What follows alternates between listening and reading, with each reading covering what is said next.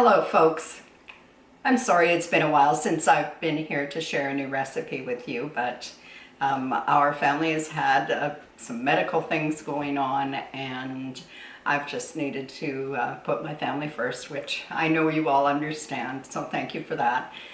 Today I am going to share another bread maker recipe with you. They seem to be pretty popular and I'm so happy to hear from all of you that have dug your bread makers out of the basement or out of the cupboard or saved them from going onto the Sally Ann or the thrift store, and some of you have even gone out and picked some up from the Sally Ann and brought them home so that you could start to make bread for yourselves in your own home, and I am so happy to hear that. Not only is it a real money saver, but it's good for our health when we can make food for ourselves in our own home and we know all the ingredients that go into making that. And it's, yeah, I think it's just a benefit to us. It takes very little time. Sometimes we just need a bit of a coach to get us started, and then away we go making all kinds of things. So today we're going to make donuts. I'm going to gather up the ingredients and I'll be right back after this and we'll get started.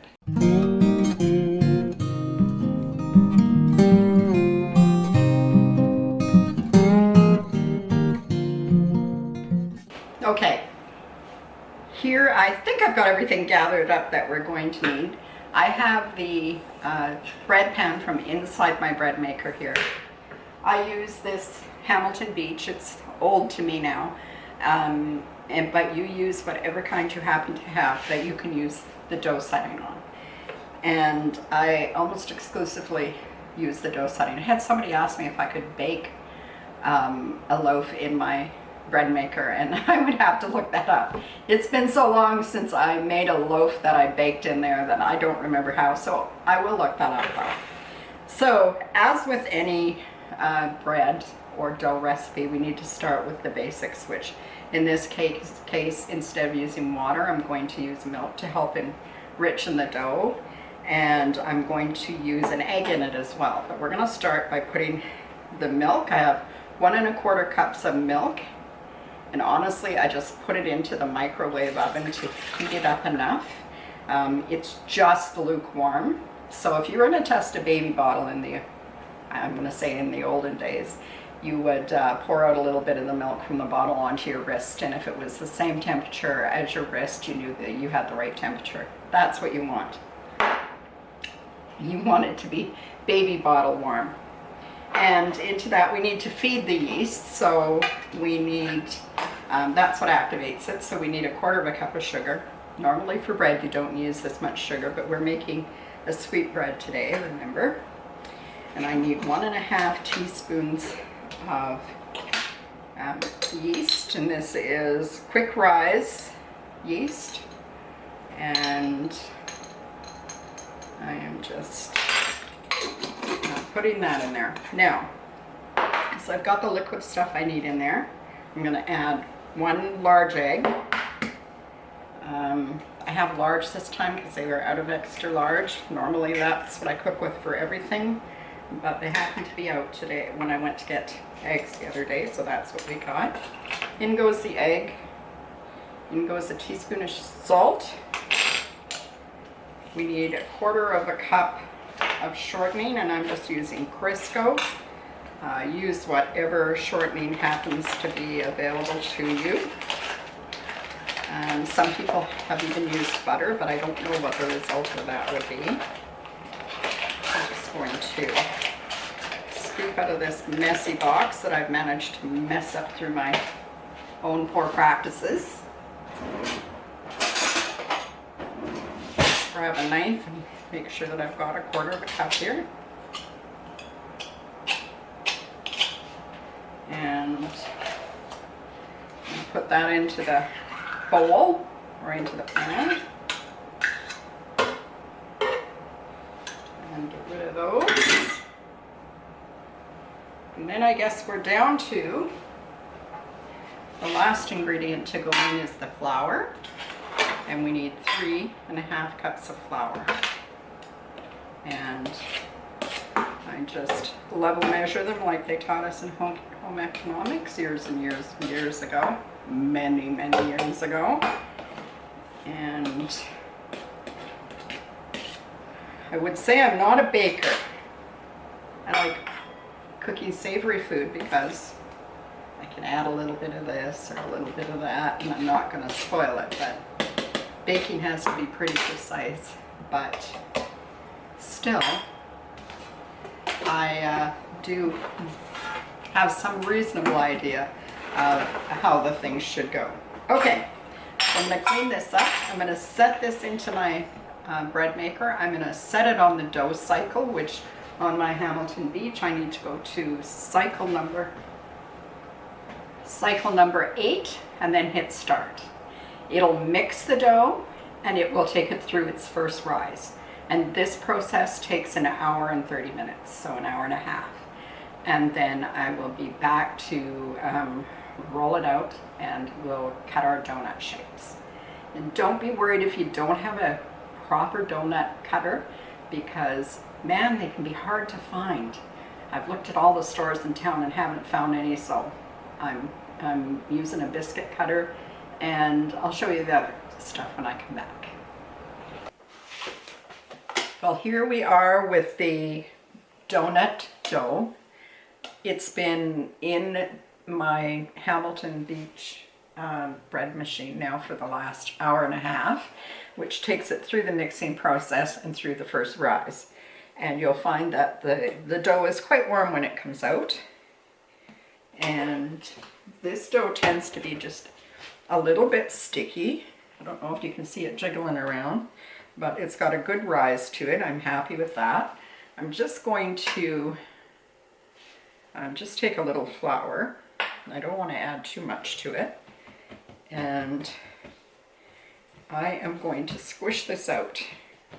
Now, you can do this any way you like. You can do the traditional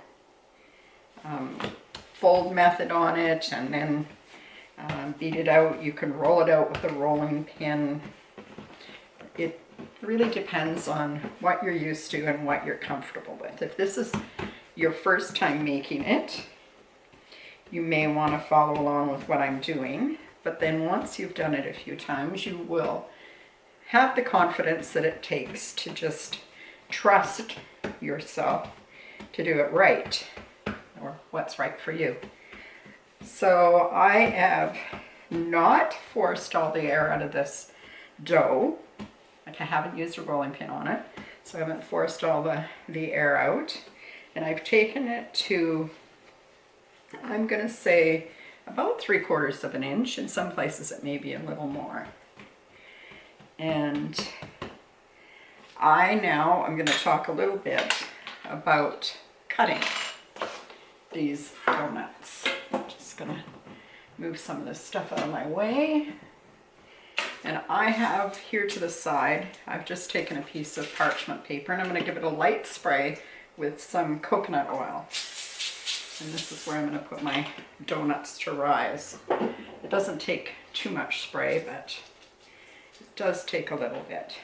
Now, I don't have a donut cutter, and I couldn't find one. I've been looking for a good one that didn't cost the earth for a long time. But I did find some biscuit cutters, and so I have this biscuit cutter. I'm not even sure how big it is, but I don't need the donuts to be terrifically big anyway.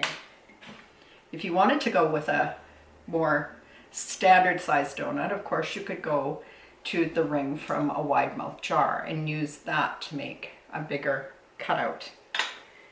I'm going to do a cutout right along the edge here. I'm going to try and get as many as I can cut out on the first go when the dough is still fresh, because when you take all your tails and ends at the end and you mix them all together and you roll it out, those donuts are going to be a little bit tougher because they've had that extra work. Now, you could use, to cut the donut hole out, you could use the tip from your cake decorating set. I actually am going to use the part that fits inside the bag for my cake decorating So this is the attachment that goes inside the cake decorating bag, and then this goes over top on the outside, and then a ring spins on. But I like the size of the hole in this a little bit better. It's a little bigger, and I'm just going to use that to cut the hole in my donut, and there you go. So you don't have to have particularly fancy tools to do this. A glass would work to do your cutouts. I'm sure that if you look around your home, you'll be able to find all kinds of things that would do the trick. And I am just handling this dough quite carefully. I don't want it to lose any of the air that is in there.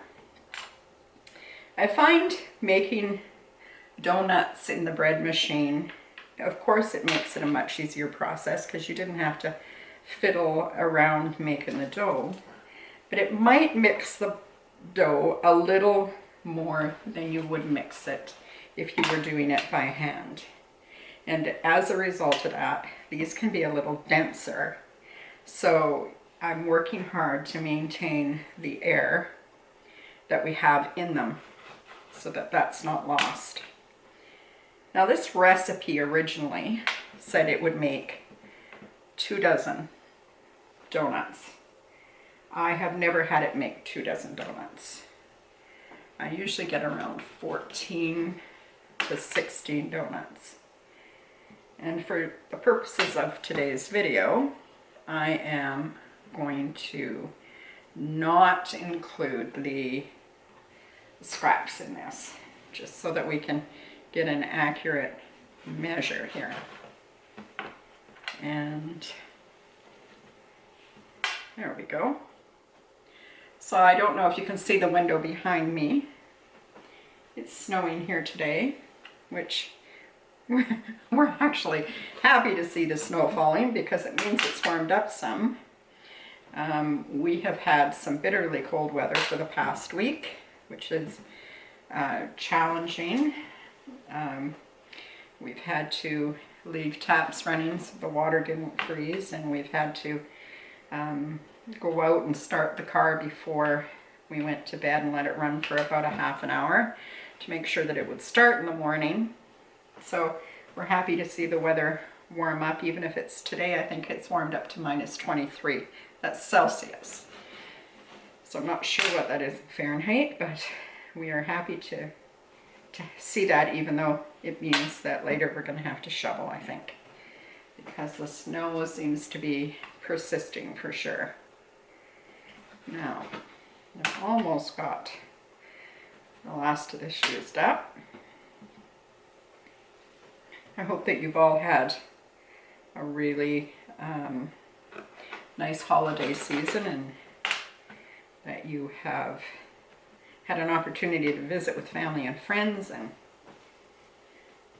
let's see if that's going to make one more. No. So this is the scrapple. The scrap bits at the end. I'm not sure what its proper name is, but you could mix this all. In fact, I will, but I'll do it off screen. I'll mix this all and make it also into donuts, but these ones will be a little tougher because we've had to remix the dough, and when you do that it takes a lot of the air out as well.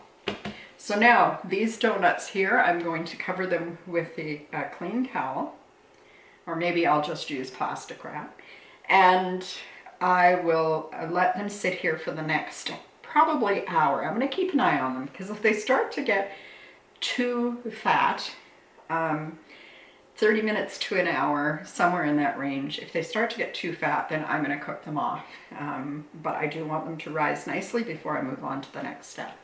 So I will be back when it's time to work on getting the oil ready and getting these donuts cooked. Okay, I've just pulled out a few things here for the glaze for later, but now I am just going to start to cook off these donuts. I have heated the oil in my pot to 350 degrees. In fact, it's a little higher than that. And I have the donuts stacked in here, and I probably put one too many in here. Now at 350 degrees, this should take about 1 to 2 minutes, 2 minutes to 3 minutes for the first side. So I'm going to go over here to the very first donut that I laid down. And we're back to 350 degrees, says my thermometer. And that's where we want to be. And I'm just going to give these a flip. Now, the thermometer is really the only way for you to be accurate with your temperature, but that doesn't mean it has to be a fancy thermometer like the one that I happen to have. It could be one from the dollar store, like a candy thermometer from the dollar store, or any thermometer that you can attach to the side of the pot. I also wanted to show you, I'm going to remove that right now. I also wanted to show you what a little bit of oil I have in the pan. I have 1.5 liters here, which is about 1.5 quarts. And I wanted only a shallow fry on these because when you drop them in, they can bubble over. Like if I had a smaller pot and the oil was deeper, when I put in the cold donut dough, it could cause the pot to boil over, and I don't want that to happen. It's a safety thing. I definitely don't want that to happen. Now over here to the side, I have a baking sheet with a piece of parchment paper lining it and my rack over the top. Any rack would do.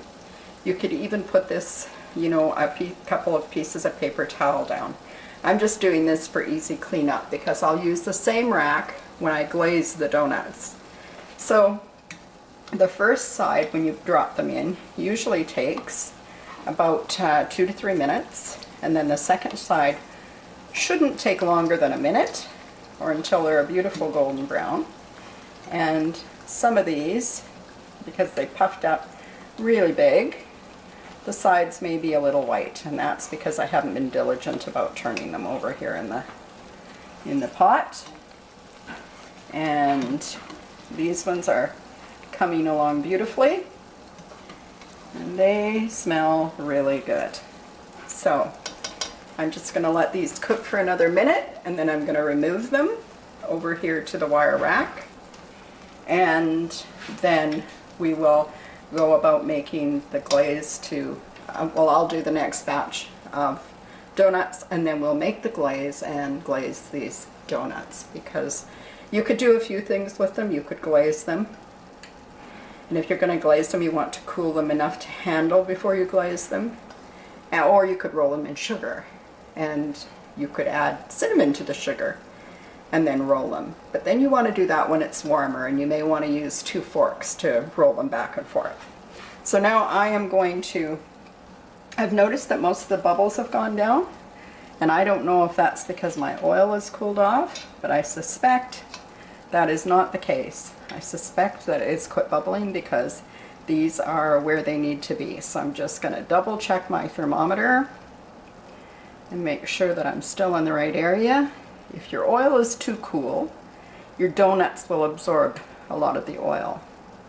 And if it's too hot, it will cook them too quickly. So I am looking at my thermometer, and it's getting right up there to almost where I want it to be.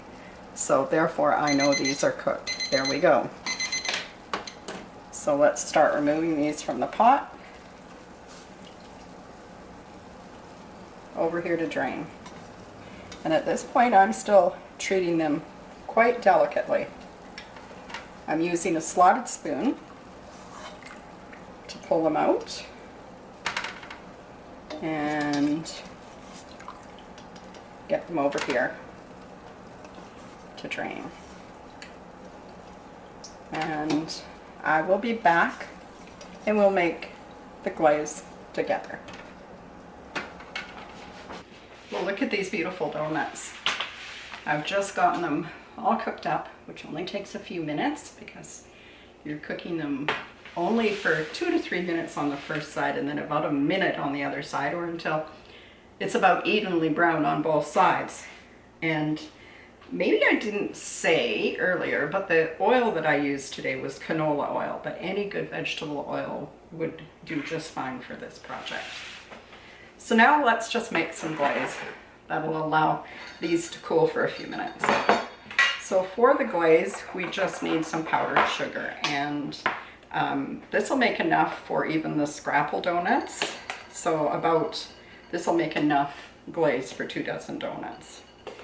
And we're going to need 3 cups of powdered sugar or icing sugar.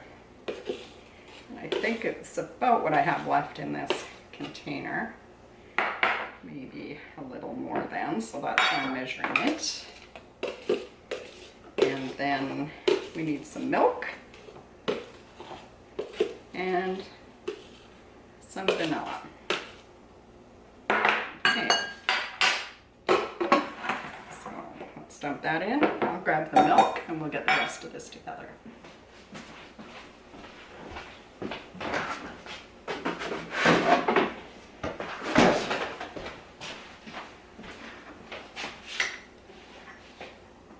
The milk we need about 6 tablespoons of milk, or just over 1/3 of a cup. So I am just going to let it spill over there a little bit, and we're going to call that good. And then 1/2 teaspoon of vanilla, or thereabouts. I'm not really going to measure it, so it may be closer to a whole teaspoon of vanilla. And I'm going to mix this. Now, if you're making this in batches, you're going to want to cover up the glaze in between frying off the donuts, because if you don't cover it with a piece of plastic wrap, it will form crystals on the top. This is a glaze that you want to use almost right away. I don't worry about the little lumps in it.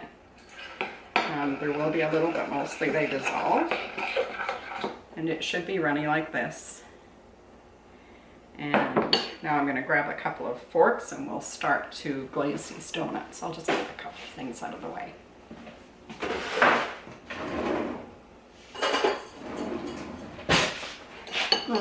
Maybe I'll just use a fork and use the spoon that's already in there. So I'm going to pick these up and I put it in the bottom, right into the glaze.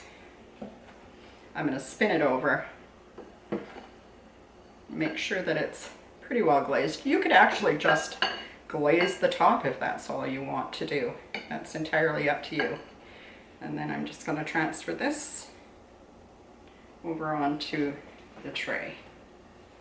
I'm going to move a little closer to the work, or have it move a little closer to me. Now, these are still pretty warm. This glaze would definitely have a heavier coating on the donut, although I can hold it, on the donut if the donuts were a little cooler. So just give them a spin about and make sure it's well coated. Give it a moment to drain. And this is why I put the parchment paper in the bottom, because the glaze can drip right onto the parchment paper and it makes for easier cleanup.